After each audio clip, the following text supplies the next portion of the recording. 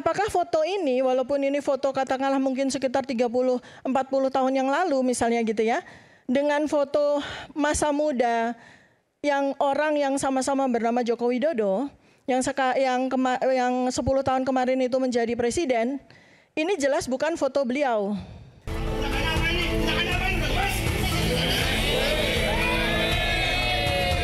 Mungkin ada sekitar 4 orang yang kami sudah lengkapi semua dokumen dan bukti-bukti pendukungnya. Roy Suryo merasa dirinya ya bersiap diri. Nggak cuma soal mental, tapi bersiap diri juga bahwa ada konsekuensi hukum. Coba melaporkan mengenai dugaan penghinaan, hasutan, dan juga membuat gaduh. Tergantung para nanti penyidiknya, yang mana yang pasal yang lebih tepat.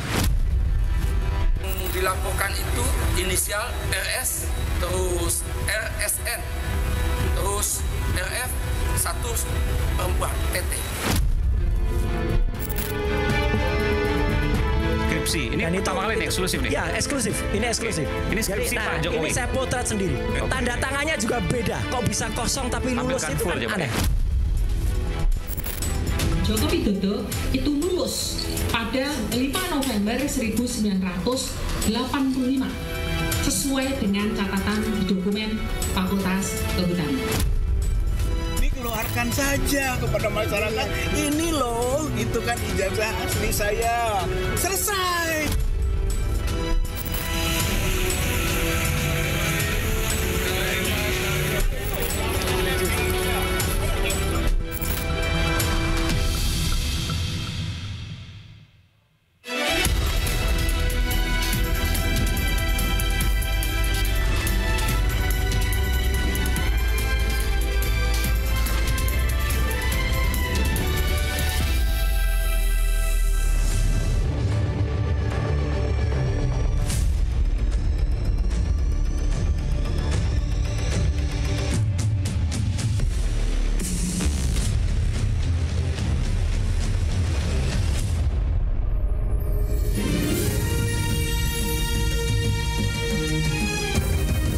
Disiarkan langsung dari studio MNC Conference Hall Ainus Tower, Jakarta.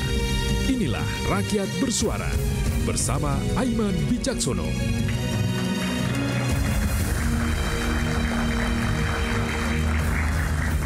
Saya mau ceritakan sedikit. Sebelum hari ini, beberapa hari yang lalu, saya berdiskusi bersama tim Rakyat Bersuara. Saya mengatakan demikian. Kalau 3 terlapor saja yang terkait dengan kasus dugaan ijazah palsu Presiden ke-7 Joko Widodo itu mau hadir di Rakyat Bersuara, maka kita akan menggunakan topik itu di hari Selasa ini. Dan saya memberikan challenge, tantangan kepada mereka, pada tim Rakyat Bersuara. Dan ternyata ketiga terlapor tersebut hadir malam ini lengkap. Ada Pak Rizal Fauzia, ada Pak Rizal Fadila, tapi sudah hadir pekan lalu. Namun hari ini ketiganya hadir dan saya akan panggilkan satu persatu. Ia adalah pakar telematika, Bung Roy Suryo. Selamat malam, Bung Roy.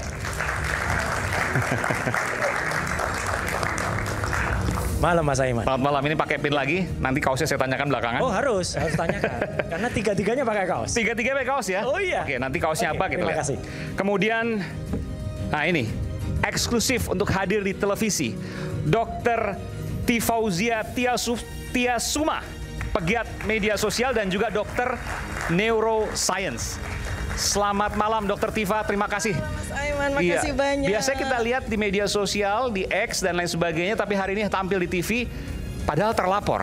Nanti saya bilang, artinya mereka punya kepercayaan diri yang luar biasa bahwa mereka benar. Setidaknya itu yang ada di benak saya.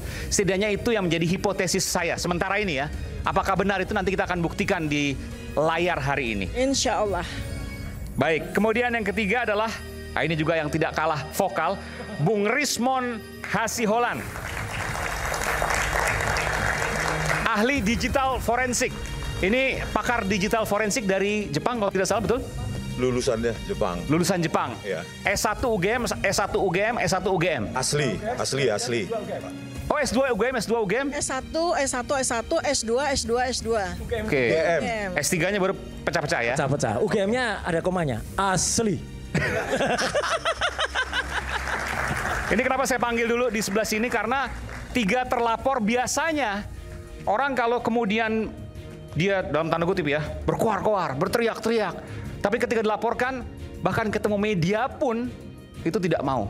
Hari ini diundang, ketiganya lengkap ada di sini. Ada apa ini? Nah, ini kita akan saksikan nanti. Ini eksklusif pemirsa di Rakyat Bersuara. Selanjutnya di sisi kiri saya akan panggilkan Ketua Umum Peradi Bersatu Bung Zefrin Boy Kanu.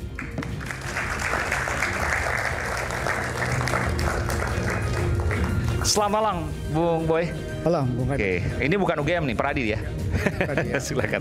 Ya, makasih. Kayaknya bawa tas isinya bukti-bukti tuh. Ya, bawa tas ya. Bawa tas. Ada bukti-bukti betul? Ya, ada. Oh, ada. Oke. Oke. Kemudian Bung Freddy Alex Damanik, Wakil Ketua Umum Projo. Selamat malam Bung Freddy. Luar biasa. Selamat malam Bung Ena. Kalau ini cukup dari handphone bukti-buktinya ya. Dan yang ketiga adalah ini ada Bung Rusdiansyah, penasihat hukum relawan Jokowi. Selamat malam Bung Rusdi. Selamat malam Aiman. Oke. Saya ke Dr. Tifa dulu. Dr. Tifa, saya pernah membaca tweet Anda. 1 juta% atau 1 miliar % Anda meyakini bahwa ijazah Pak Jokowi palsu. Benar demikian? Bukan itu statement saya. Oke, silakan. Jadi sebenarnya saya kan menggunakan domain saya, ilmu kedokteran ya, pertama kali itu. Oke. Jadi Anda tulis apa dulu nih? Anda tulis apa dulu? Yang Anda tulis di X waktu itu ya? Ya, jadi dari persoalan gigi, persoalan hidung, artinya yang saya cermati adalah foto. Oke. Foto pada ijazah yang beredar di internet. Artinya materi riset, materi penelitian saya adalah ijazah yang beredar di internet. Ini yang kita akan tampilkan ya? Ya. Kita akan tampilkan nanti. Ijazah yang beredar di internet. Yang beredar di internet kan, karena itu kan satu-satunya materi yang kita semua punya. Oke. Karena kita semua, saya nggak tahu ya dari tim sayap kiri itu, apakah pernah melihat ijazah asli dari Bapak Joko Widodo. Oke, ini yang beredar di internet ya? Ya, ini kan yang beredar di internet tuh. Kalau ini yang beredar di internet, ini adalah ijazah Pak Jokowi, maka Anda katakan 100 miliar %. Kalau ini palsu. Adalah ijazah apa ya? Ijazah kita nggak bisa sebut asli atau palsu ya. Oke. Kalau ini adalah ijazah yang diklaim sebagai ijazah Joko Widodo yang menjadi presiden 2014 sampai 2024, maka ini palsu. Dari mana Anda bisa mengatakan palsu? Dari mana saya melihat? Dari foto. Foto, oke. Satu, silakan. dari foto ya. Kemudian yang kedua, ini materi utama saya karena saya sebagai dokter yang memang menekuni anatomi gitu ya. Artinya domain saya di situ. Kemudian yang kedua adalah dari tanggal.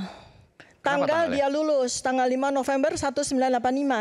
Oke. Yang menjadikan saya ragu apakah ijazah ini betul-betul asli atau tidak. Ya, itu kedua, yang ketiga? Ya, itu dulu. Oke, Ini yang itu dulu. area saya itu. Karena boleh apa? nggak dielaborasi? Foto kenapa, tanggal kenapa? Ya, kalau foto, kalau dari sisi orang yang mendalami anatomi, seorang dokter itu sudah bisa membedakan.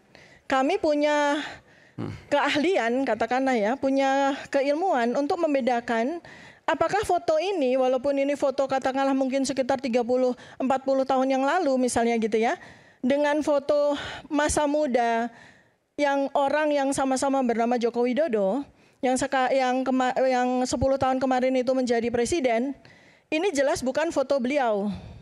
Boleh maju sebentar, Bu? Ya.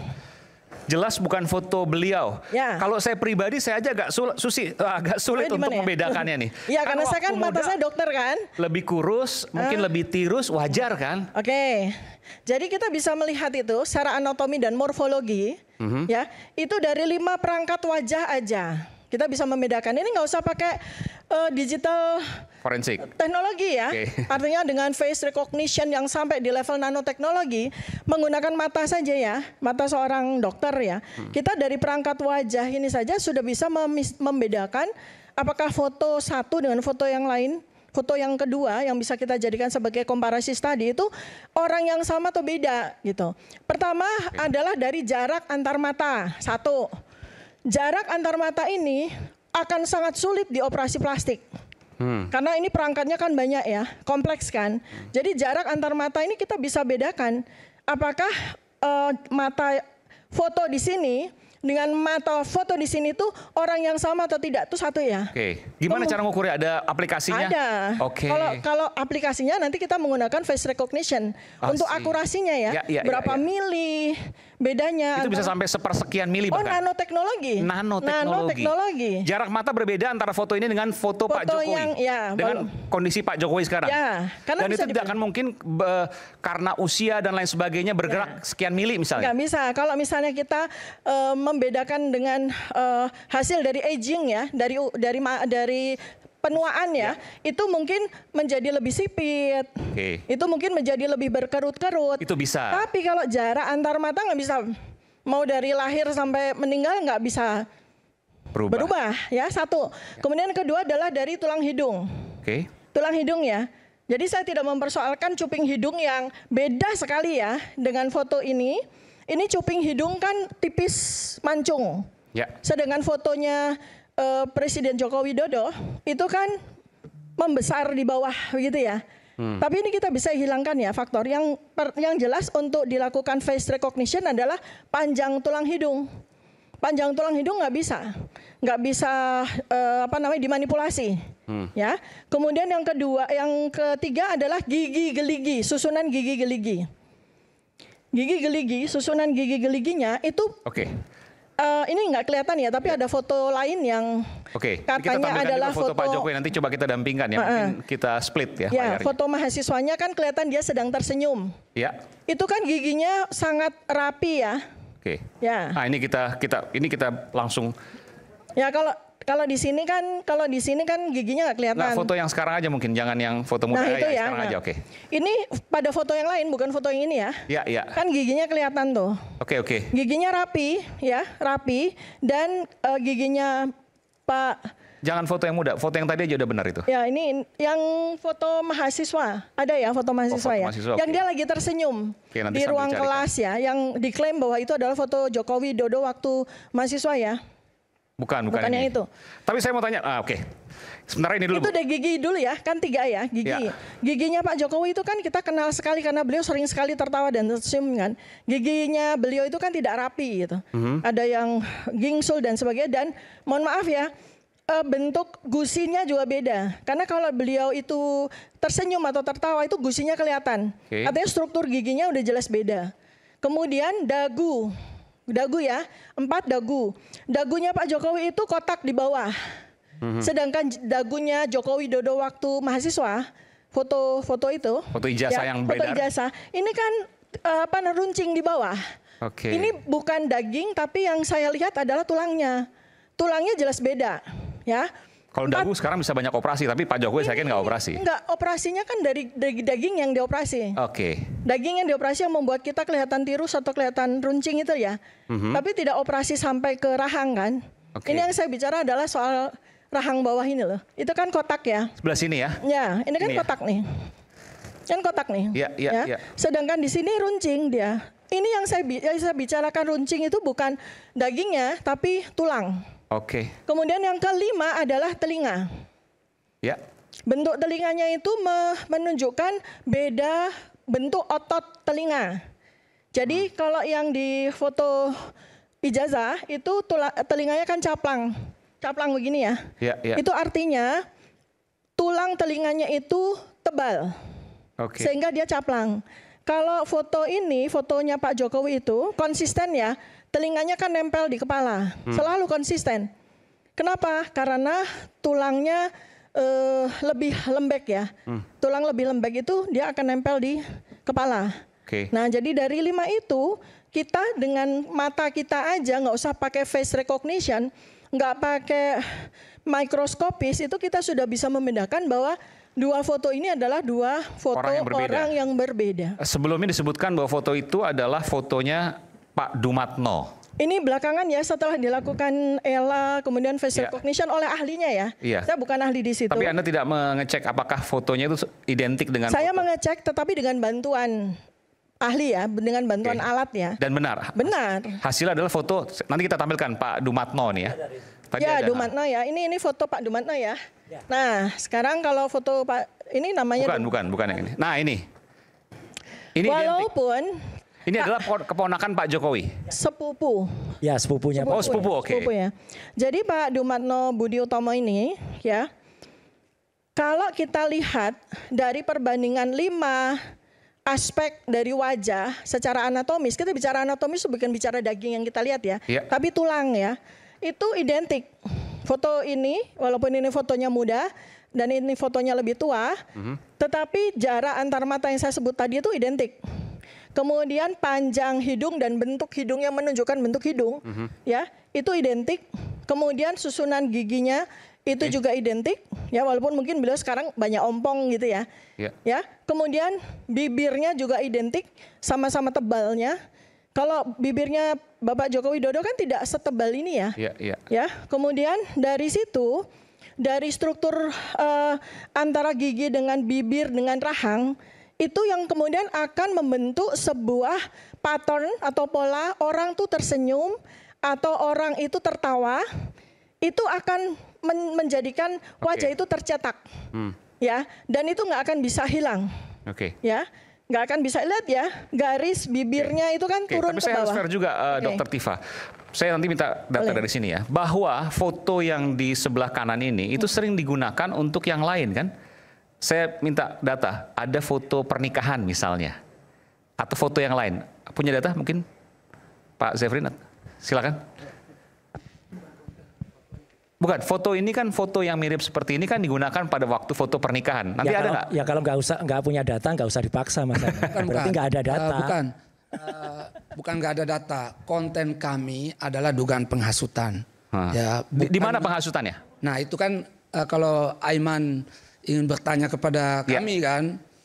Jadi terima kasih pertama kepada para terduga pelaku ini, kami telah secara resmi klien kami melaporkan di Polres Jakarta Pusat. Dan sudah diterima ya? Sudah diterima secara laporannya resmi Pro Justisia ya. Nah, jadi apa yang disampaikan oleh Bu Dr. Tifa tadi, seandainya termasuk yang terduga terlapor, ya silakan ya nanti sampaikan keahlian itu di hadapan penyidik. Jadi terang peristiwanya. Jadi bagi kami sebagai pelapor, ya saya mewakili klien saya dalam. Kliennya siapa? Klien saya Andi Kurniawan. Siapa itu? Dia ketua Pemuda Patriot Nusantara. Pemuda Patriot. Ya. Oke. Oh jadi apa yang disampaikan yang bersangkutan ke Anda? Tolong laporkan ini karena begini gitu misalnya. Tentu klien saya berdiskusi dengan saya. Andi Kurniawan? Ya betul. Itu siapanya Pak Jokowi? Nggak ada hubungan. Fansnya Pak Jokowi? Nggak ada hubungan. Nggak ada hubungan juga. Jadi begini. Jadi. Tapi diterima loh. Itulah rezim ini Mas. Jadi gini Mas Aiman. Jadi Andi Kurniawan ini ketua Pemuda Patriot yang konsen di bidang pendidikan. Ya. Nah dia melihat ada dugaan tindak pidana penghasutan yang telah terjadi. Nah dia melihat negara tidak hadir. Seolah-olah ya. Karena lama ini bergulir dan sebagainya. Ya. Nah ia datang melapor kepada pihak berwajib. Dan laporan itu sudah diterima. Bahkan kemarin kami sudah mendampingi terlapor untuk dimintai keterangan bersama saksi ya, di Polres Jakarta Pusat. Nanti teman-teman terlapor ini silakan nanti menggunakan keahliannya ya untuk. Oke, ya itu apa? Yang saya tanyakan penghasutan supaya publik mahfum, supaya masyarakat mahfum dan saya juga mahfum tahu ya, mana penghasutannya. Makasih Aiman. Ya. Jadi ini pasal penghasutan ini 160 Mas Aiman. Ya. Jadi pasal penghasutan ini sudah diterjemahkan secara resmi oleh MK. Ya, lewat putusan nomor 7/PU ya, /7 Romawi /2009. Di mana terjemahan resminya ya, bahwa pasal ini menyangkut delik material. Jadi apa yang telah dilakukan telah sampai ya, telah misalnya penghasutannya ya, penghasutan yang dilakukan oleh terduga pelaku ini menyebabkan orang ya terhasut ya untuk melakukan tindak pidana. Terhasut kalau berita yang disampaikan atau informasi yang disampaikan palsu, bohong, gitu kan? Ya. Tapi kalau benar kan bukan penghasutan. Penghasutan dalam artian bahwa yang disampaikan kan palsu, berita palsu. Nah, inilah hukum, seninya hukum. Oke. Jadi ada kadang orang, ya saya contoh ya Mas Aiman ya. Ada orang dihina, ya misalnya, lalu dia membunuh orang. Ya. Misalnya, kamu kupingnya jelek, memang kupingnya jelek orang itu, kan fakta itu. Tapi itu kan penghinaan. Tapi dia tidak lantas membunuh orang. Nah begitu juga dengan teman-teman ini. Ya. Itu gimana? Saya nggak ngerti. Nah begitu juga dengan teman-teman ini. Apa maksud saya dalam hal ini? Jadi ketika mereka menggunakan ya keahliannya menemukan ada kelemahan-kelemahan tadi, ada perbedaan-perbedaan tadi, ada keraguan-raguan ya. Mengatakan bahwa ijazah ini palsu dan sebagainya misalnya ya itu hendaknya dibawa ya. Oh, tidak boleh disampaikan ke publik. Bisa, tapi jangan menghasut orang lain untuk melakukan tindak pidana. Maksudnya gimana? Boleh disampaikan ke publik tapi tidak menghasut. Bedanya di mana tuh? Ya beda. Jadi kalau misalnya hanya menyampaikan bahwa ijazahnya misalnya palsu misal ya. Dalam konteks misalnya A palsu. Tapi kalau mengajak orang lain ya untuk melakukan tindakan melawan hukum dari kata itu. Ya, apa tindakan melawan hukumnya? Ya, misalnya melakukan penyerudukan ya terhadap institusi pendidikan. Nah, misalnya begini, Mas Aiman. Penggerudukan terhadap UGM gitu maksudnya? Ya, misalnya. Kita akan kembali saat lagi, kita akan dalami nanti selepas jeda. Tetaplah bersama kami di Rakyat Bersuara.